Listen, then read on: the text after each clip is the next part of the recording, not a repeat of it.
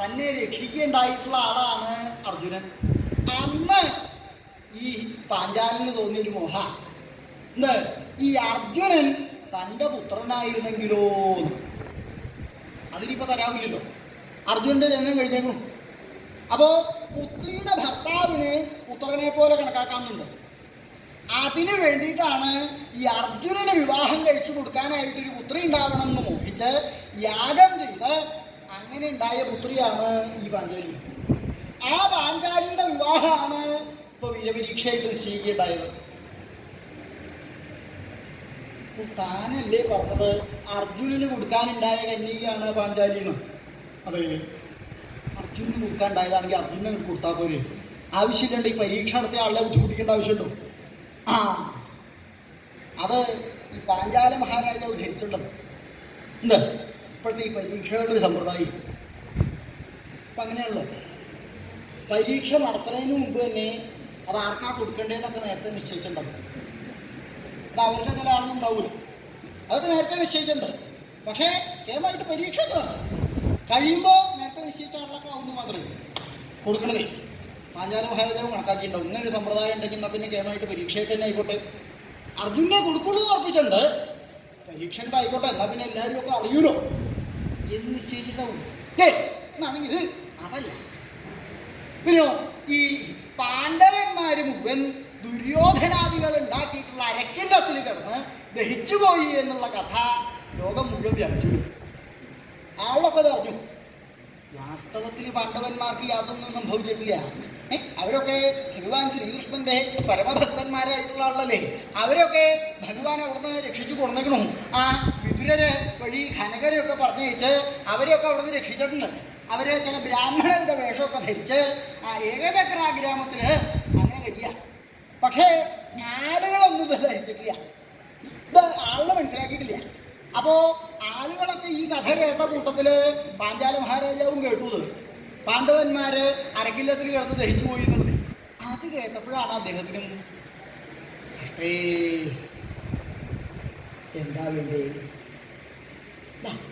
ഇപ്പം അർജുനന് വിവാഹം കഴിച്ചു കൊടുക്കാൻ തരില്ല, അർജുനൻ സിദ്ധിയൂട്ടി എന്നാ കേൾക്കണേ. അപ്പോൾ അർജുനൻ്റെ ആ കഥ കഴിഞ്ഞു വെച്ചിട്ട് പുത്രിയുടെ വിവാഹം നടത്താണ്ടിരിക്കാൻ പറ്റും? അതേതായാലും ഇല്ല. എന്നാൽ അർജുനൻ എന്ന് പറഞ്ഞാൽ വീരാഗ്രേസരനായിട്ടുള്ള ആള്, മഹാവീരനായിട്ടുള്ള ആളാണ് അർജുനൻ. ആ അർജുനന് കൊടുക്കാനുണ്ടായ കന്യകയെ ആർക്കെങ്കിലും ഒരാൾക്ക് പിടിച്ചു കൊടുക്കാൻ പറ്റും?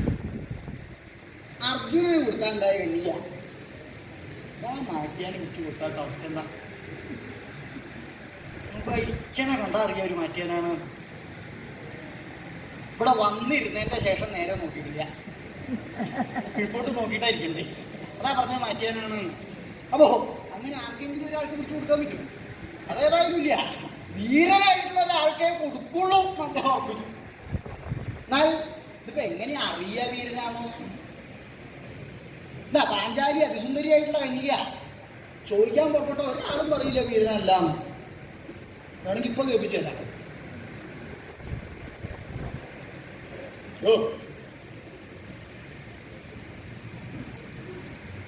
തനിക്കൊരു ഉപകാരമുള്ള കാര്യമാണ് പറയാൻ പോകുന്നത്. ഇവിടെ അടുത്ത് ഒരു കന്യകയുണ്ട്, സുന്ദരിയായിട്ടുള്ള കന്യക. എന്താ ആലോചിക്കണേ? എന്താ കേൾക്കുണ്ടോ? പറയണേ കേൾക്കുണ്ടോ? നീ കുറച്ച് അതിൻ്റെ എന്തായി ചോദിക്കണേ? ഇവിടെ അടുത്തേ സുന്ദരിയായിട്ടുള്ളൊരു കന്യകയുണ്ടെന്ന്.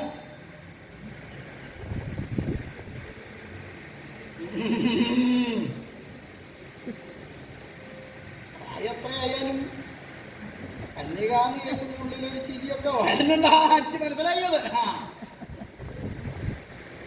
അർജുനന് കൊടുക്കാനുണ്ടായ കന്യക കേട്ടോ. അർജുന സിദ്ധി കൂടി തൻ്റെ ഭാഗ്യം വെച്ചാൽ മതി. ഞാൻ ഒന്നാ വിചാരിക്കണേ തനിക്കങ്ങോട്ട് തരാമെന്ന് വിചാരിക്കുക. എന്താ പക്ഷെ ഒരു വൈഷമ്യമുണ്ട്. വീരനെ കൊടുക്കുള്ളൂ കന്യകയെന്നാ പറഞ്ഞേക്കണത്. അതുകൊണ്ടാണ് ഈ ചോദിക്കണത്. പ്രായത്ര ആയില്ലോ, ഇപ്പോഴും എങ്ങനെയാ? പരാക്രമമൊക്കെ ഉണ്ടോ? നല്ല കാലത്തുണ്ടായിരുന്നു എനിക്ക് ഇഷ്ടമുണ്ട്. പ്രായത്രയായോണ്ട് ചോദിക്കുക. ഏയ്, പ്രായമായാലും അതിലൊന്നും കുഴവൊന്നുമില്ല. അതിലൊരു പല്ലില്ല, എന്നാലും വേണ്ടില്ല, വീരനാന്നാ പറയണ്ടേ. അപ്പോ പാഞ്ചാലിയെ കിട്ടുന്നു വന്നാൽ ചോദിക്കാൻ പുറപ്പെട്ട ഒരാളും വീരനല്ലാന്ന് പറയില്ല. അപ്പൊ അതേതായാലും വേണ്ട, ഈ പരീക്ഷയായിട്ടാവുമ്പോ എനിക്ക് തന്നെ കണ്ണിന്റെ മുമ്പിൽ കാണാലോ എന്ന് നിശ്ചയിച്ചിട്ടാണ് വീരപരീക്ഷയായിട്ട് നിശ്ചയിക്കേണ്ടായത്. അങ്ങനെ നിശ്ചയിച്ചു എന്ന് തന്നെയല്ല, ലോകത്തിങ്കലുള്ള രാജാക്കന്മാരെ മുഴുവൻ അങ്ങോട്ട് ക്ഷണിക്കുകയും ചെയ്തു. ക്ഷണിച്ച് കഴിഞ്ഞതിന്റെ ശേഷം പാഞ്ചാല രാജധാനിയെങ്കില് ഓരോരുത്തരായിട്ട് രാജാക്കന്മാര് ഓരോരുത്തരായിട്ട് ഇങ്ങനെ വന്നു തുടങ്ങി. സകല രാജാക്കന്മാരും, ലോകത്തിങ്കലുള്ള രാജാക്കന്മാരും മുഴുവൻ അവിടെ വന്നു എന്ന് പറഞ്ഞാൽ മതിയോ? ഇത് തന്നെയല്ല, ഭഗവാൻ ശ്രീകൃഷ്ണൻ സത്യഭാമയോടുകൂടി അവിടെ എഴുന്നള്ളി വന്നിട്ടുണ്ട്. അതുപോലെ തന്നെ പാണ്ഡവന്മാര് അവര് ആ ബ്രാഹ്മണരുടെ വേഷമൊക്കെ ധരിച്ചു കഴിയായിരുന്നല്ലോ. അവര് ഒരു ദിവസം ആ ഏകചക്രയില് അങ്ങനെ കഴിയുന്ന സമയത്ത് രാത്രി സമയത്തെങ്കില് വഴിപോക്കരായിട്ടുള്ള ചില ബ്രാഹ്മണര് വന്ന് പറഞ്ഞ് ഈ പാഞ്ചാലി സ്വയംവരത്തിന്റെ കഥ അറിയാനായിട്ടിടയായി. അങ്ങനെ അറിഞ്ഞത് തന്നെയല്ല, അവരുടെ എല്ലാവരുടെ ഒരുമിച്ച് പാണ്ഡവന്മാരും അവിടുന്ന് പുറപ്പെട്ടു. കുന്തിദേവി ഒരുമിച്ച് കൂട്ടിയിട്ടുണ്ട്. അങ്ങനെ കൂട്ടി കുന്തിദേവിയെ കുലാലഭവനത്തിങ്കില് ഒരു ദിക്കില് അവിടെ ഇരുത്തിയതിന്റെ ശേഷം ഈ പാഞ്ചാല രാജധാനിയെങ്കില് അവിടെ വന്ന് വശയിലോ. ആ സമയത്തെങ്കിൽ പാഞ്ചാല രാജധാനി ഇങ്ങനൊരവസ്ഥ എങ്ങനെയായിരുന്നു എന്നാണെങ്കിൽ, ഉത്സവോദയ മഹാഘോഷ, ആ ഉത്സവോദയ മഹാഘോഷം എങ്ങനെ കഥിക്കപ്പെടുന്നു അതാണ് ഞാൻ പറഞ്ഞതേ. ആ സമയത്തിങ്കൽ പാഞ്ചാല രാജധാനി ഇങ്ങനൊരവസ്ഥയില് അത് വാക്കുകളെ കൊണ്ട് പറയാൻ പറ്റില്ല. ഉത്സവം എന്ന് പറഞ്ഞാൽ തന്നെ ഒരു ആഘോഷമാണത്. അതങ്ങോട്ട് തുടങ്ങിക്കഴിഞ്ഞാൽ പിന്നെ എന്തൊക്കെ ബഹളമാണ് ഉണ്ടാവുക എന്ന് ശരിയാ. ഞാനിപ്പോ കൂടെ കൂടുതൽ പറയേണ്ട ആവശ്യമില്ല. ഒരു ഇടയ്ക്കിടയ്ക്ക് ഉത്സവമുള്ള സ്ഥലമാണ്. സ്വതയുള്ള ദിക്കിലൊക്കെ ഒന്ന് ഉണ്ടാവും, അത്ര തന്നെ ഉണ്ടാവുള്ളൂ. ഇവിടെ അതല്ല, 3ഉം 4ഉം ഒക്കെ പതിവുണ്ട്. ഇടയ്ക്കിടയ്ക്ക് ഉണ്ട് ഇവിടെ ഉത്സവം. അപ്പൊ ഞാൻ പിന്നെ പ്രത്യേകിച്ച് പറയേണ്ട ആവശ്യമില്ല. അപ്പോ ഇത് ഉത്സവം തുടങ്ങിയിട്ടുള്ളൂ. ഉത്സവത്തിന്റെ ഉദയായിട്ടുള്ളൂ. ഉത്സവം അങ്ങോട്ട് തുടങ്ങിയപ്പോഴേക്കും വലിയ കോലാഹലമായിട്ട് നിന്നിട്ടുണ്ട് ആ പാഞ്ചാല രാജധാനിയെങ്കിലേ. എന്നാൽ ഇപ്പൊ താനിപ്പോ ഈ പറഞ്ഞോണ്ടെന്താ കാര്യം? പാഞ്ചാല രാജധാനിയെങ്കിലെ കഥ പറയാൻ പറ്റില്ല എന്നാണ് താനിപ്പോ പറയുന്നത്.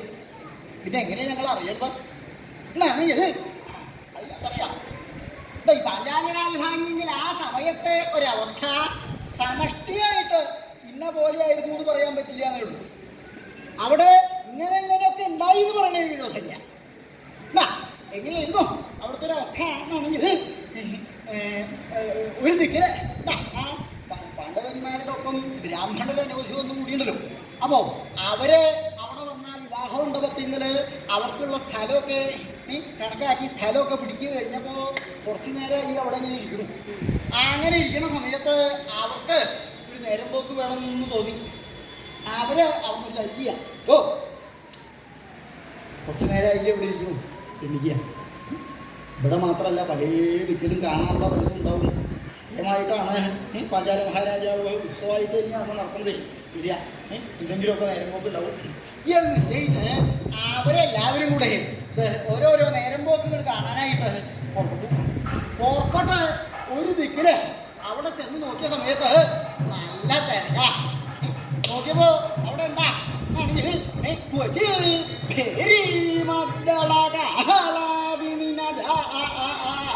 ഒരു ദിക്കില് ഭേരി മദ്ദള കാഹളാദി ദിനതും, ഭേരി മദ്ദളം കാഹളം തുടങ്ങിയവയുടെ ദിനതും, ഭേരി പെരുമ്പറ, അതുപോലെ തന്നെ മദ്ദളം, അതുപോലെ കുഴല് തുടങ്ങിയിട്ടുള്ള വാദ്യകോലാഹലം, കേമായിട്ടുള്ള വാദ്യകോലാഹല തുടങ്ങിയിട്ട് സമയം ഏകദേശം ഭാഗമാണ് സംശയം. വാദ്യകോലാഹലം നമ്മുടെ ഉത്സവം അത് വേണമല്ലോ, മേളം അത് വേണം. ഉത്സവത്തിന് പ്രധാനമായിട്ട് വേണ്ടതാണ് മേളം. വേറെ ഒന്നുമില്ലെങ്കിലും വിരോധമില്ല, മേളം ഉണ്ടെങ്കിൽ ഒരു വിധമൊക്കെ ആയി എന്നാണ് വെച്ചേക്കുന്നത്. മാത്രമല്ല മേളം ഉണ്ടെങ്കിൽ അവിടെ ആളുണ്ടോ? മേളം ഉണ്ടെങ്കിൽ ആളില്ലാണ്ട് വരില്ല. അത് ആലോചിച്ചുണ്ടോ? എന്താ അതിൻ്റെ കാരണം എന്ന് ആലോചിച്ചുള്ളൂ. വേറൊരു വിധം കാര്യങ്ങളൊക്കെ ആണെങ്കിൽ കാണില്ല. ഈ കാണുന്ന ആളൊക്കെ തന്നെ ഉണ്ടാവുള്ളൂ. ഇത് തന്നെ കുറച്ച് കൂടുതലാണെന്ന് ഞാൻ പറയാം. സ്വതം എത്ര തന്നെ ചിലപ്പോൾ പതിവില്ല. എന്നാലും വേണ്ടില്ല, മേലെ ഉണ്ടാവുക കേട്ടാൽ മറച്ചളവും. എന്താ കാരണം എന്നല്ലേ? വേറൊന്നുമല്ല, മറ്റുള്ളതൊക്കെ ആസ്വദിക്കണം എന്നുണ്ടെങ്കിൽ കുറച്ചൊരു ബുദ്ധി വേണം. ഈ മേളത്തിന് അതിൻ്റെ ആവശ്യമില്ല. ലേശം ഒരു താളബോധം ഉണ്ടെങ്കിൽ ആർക്കും ആസ്വദിക്കാവുന്നതാണ്. ഒരു ബോധമില്ലാത്തതിനും ആസ്വദിക്കാവുന്നതാണ് മേളം. അത് മാത്രമല്ല, അത് ആസ്വദിക്കാൻ അവിടെ ചെന്ന് നിന്നാൽ നിൽക്കണവർക്ക് അധികം ആളുകൾക്ക് ബോധം ഉണ്ടാവില്ല എന്ന് വെക്കുക. ഇനി അഥവാ ബോധമുള്ള ആളാണെങ്കിൽ അത് ഇല്ലാണ്ടാക്കാനുള്ള വഴി കഴിഞ്ഞിട്ട് അങ്ങോട്ട് പോകുള്ളൂ. ഒരുവിധമൊക്കെ വലിയ വലിയ മേളങ്ങളുടെ അടുത്ത് ചെന്ന് അറിയാം. അങ്ങനെയാണ്. മാത്രമല്ല, മേളം കേക്ക് സ്വതേ മേളം എന്ന് പറഞ്ഞാൽ കേൾക്കാനുള്ളതാണ് മേളം. പക്ഷേ ഇപ്പം അങ്ങനെയല്ല, കാണാനുള്ളത് അധികം, കേൾക്കാനുള്ളത് കുറവാണ്.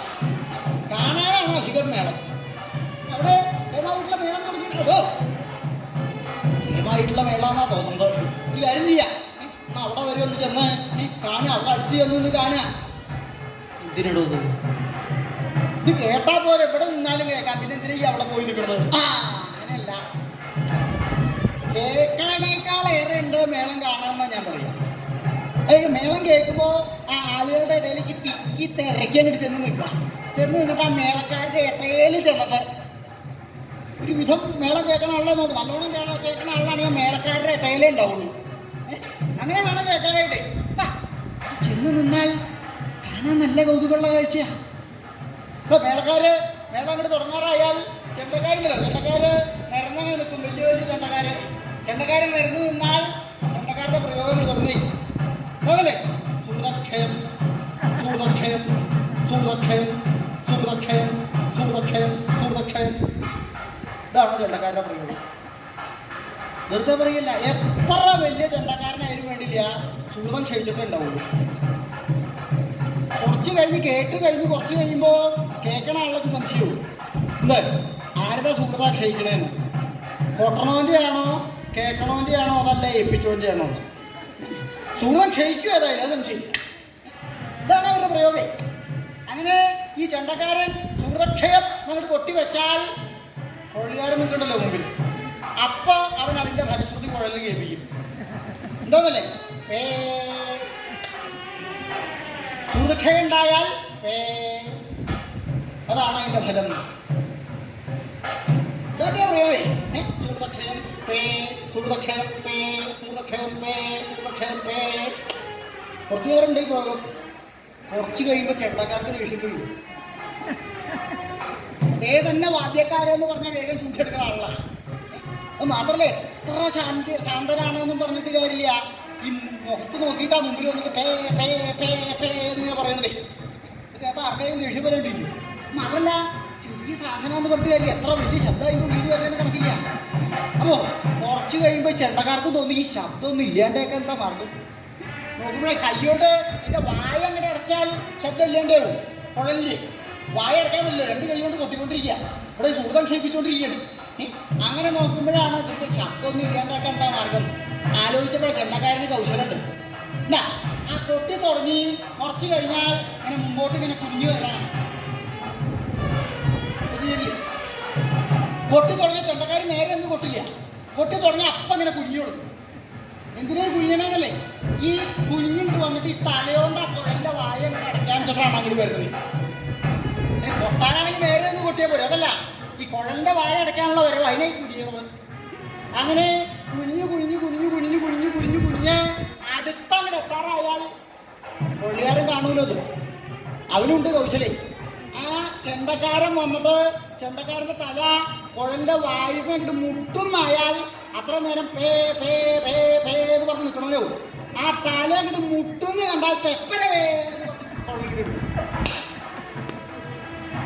നല്ല കൗതുകമുള്ള കാഴ്ചയാണ് ചെണ്ടക്കാരും കൊള്ളിയാരും തമ്മിലുള്ള പ്രയോഗം. പിന്നീട് കൊമ്പുകാരുടെ കഥ പറഞ്ഞാൽ കുറച്ച് കഷ്ടമാണ്. എന്താ, കൊമ്പുകാരന് ജലദോഷം ഒഴിഞ്ഞിട്ട് സമയം ഉണ്ടാവില്ല. എന്നാലേ ഇതാണ് അതിൻ്റെ പ്രയോഗം. അപ്പൊ ഈ വായിൽ നിന്ന് പുറപ്പെട്ട ഉമിനീര് ഒട്ടും തെറ്റില്ല, നേരെ നെറുകന്തല ചെന്നിട്ടാ വീഴുക. അപ്പോ അങ്ങനെ ആ നെറുകന്തല ചെന്ന് വീണ് അത് നനഞ്ഞ് കുറച്ച് കഴിയുമ്പോൾ മൂക്കിന്ന് 2 കൊമ്പ് കൊടുക്കും. അങ്ങനെ ജലദോഷം പിന്നിട്ട് സമയം ഉണ്ടാവില്ല, കഷ്ടമാണ്.